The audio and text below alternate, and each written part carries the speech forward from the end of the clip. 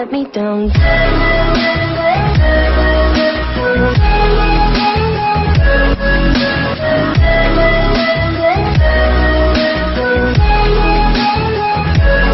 me down. What's going on, my dudes and dudettes? It's Sean here with an S&S Serpentarium, and today we're going to be talking about these little guys, Woma pythons. Before we get started, I'm just going to share a little bit of information on the background of these snakes, and then I'll tell you my experience and what it's like to keep them. So, these guys are native to Australia. Their scientific name is Aspidistes ramsayi, and they belong to a group of only two snakes called the Woma pythons and the black-headed pythons. These guys reach about 5.5 foot, typically, give or take a foot. They don't normally exceed that, but you do see some examples getting larger than that, okay? In the wild, they're primary reptile feeders, and that's why if you look at the front of their face, they actually don't have any heat pits like you see with your royal pythons, your Burmese pythons, retics, etc. Okay, they don't have any heat pits at all. In the wild, they live down burrows in the day to escape the heat of Australia, because I mean, you know what it's like in Australia. It's absolutely roast as McGee, and they come out during the night. In the day, if a reptile of their choosing, something that they want to eat, crawls down into their burrow, they don't constrict it, they actually bite it and pin it against the wall, okay? So sort of like if someone came into your house and you were attacking them back, you'd pin them against the wall with your hand. It's a bit like that. They're fantastic feeders. This girl I've got here has never missed a meal for me. I've not had her that long. She's a hatchling. She really does put on a show when she's eating for me. Absolutely lovely and tame. As I've said, they don't get too large, so you can realistically, you probably could keep most examples of these in a rub system, but you'd have to make sure it's got a very good ventilation to it, because these guys don't like too much humidity. They're a docile species, as you can see. I've never had any issues with handling, although she sometimes can be a little bit defensive and food oriented when I'm initially getting her out. But once I've got her out, I mean, look at her, she's a little puppy dog and she's only a hatchling. So I can't imagine she's gonna get any harder to handle when she's an adult. She'll probably calm down even more.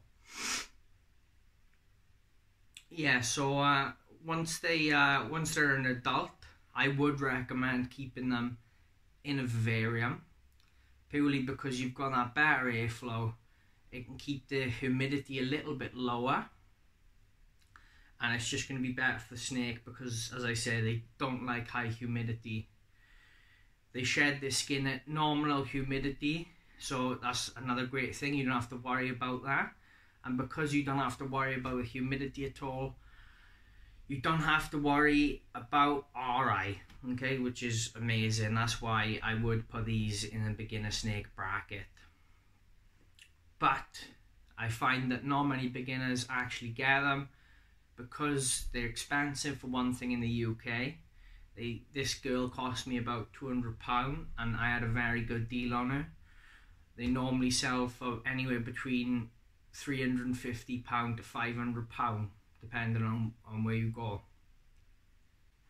But having said that, even though they're very expensive, you do get an awful lot for your money. You get a very rare snake that's not commonly seen in the hobby. It's easy to keep, a nice manageable size, very docile, absolutely smashes their food.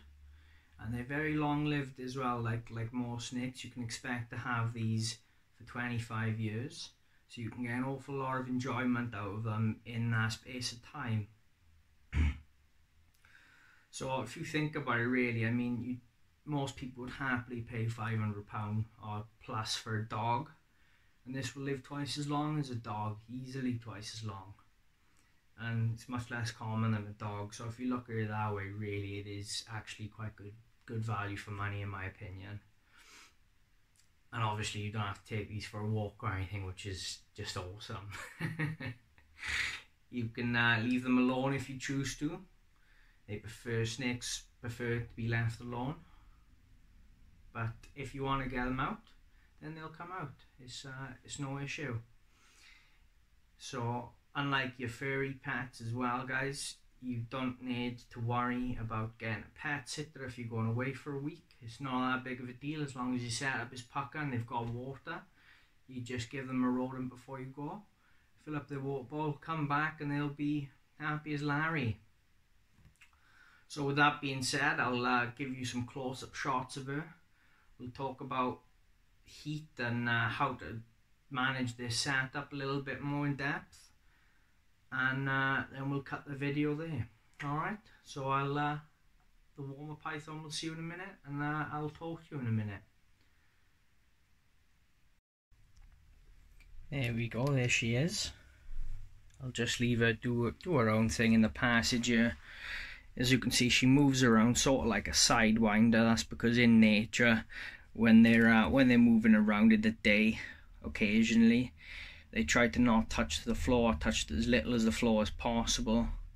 She's getting a little bit defensive. That's her sort of defensive pose. If I come towards her, she's got her mouth gaping and she'll strike. Okay, see if I can get her to strike at the camera. See, I think she's just a big bluffer, but it's an amazing display though, I think. So as far as keeping them, you need to keep them 92 degrees at the hot spot, mid-80s ambient, and then the cool end needs to be around 80 to 83 degrees, and they'd be happy enough for that.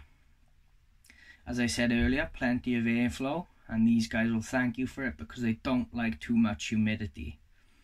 I keep mine on aspen, and you can also keep them on some other substrates as well, as long as it's nice and dry.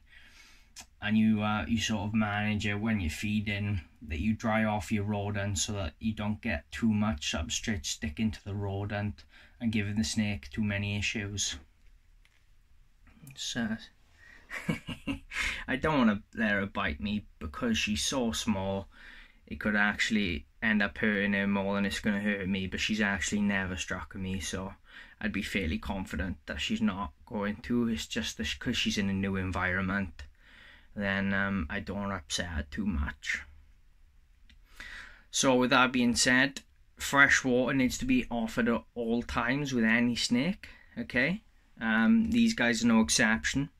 I would offer these a slightly smaller water bowl because they don't like too high of a humidity. And your heat source does need to be on a thermostat as well, okay? And then you can just double check that everything is right with a thermal gun or whatever you like to use to measure your temperature. But that'll be it from us two guys today. I'll just give her a little close-up so she can say goodbye to you all. This has been S&S Serpentarium. Thanks for watching. Make sure you drop us a like if you made it this far. Subscribe, smash that notification bell like it's no one's business, and I'll catch you in the next one. Thanks guys.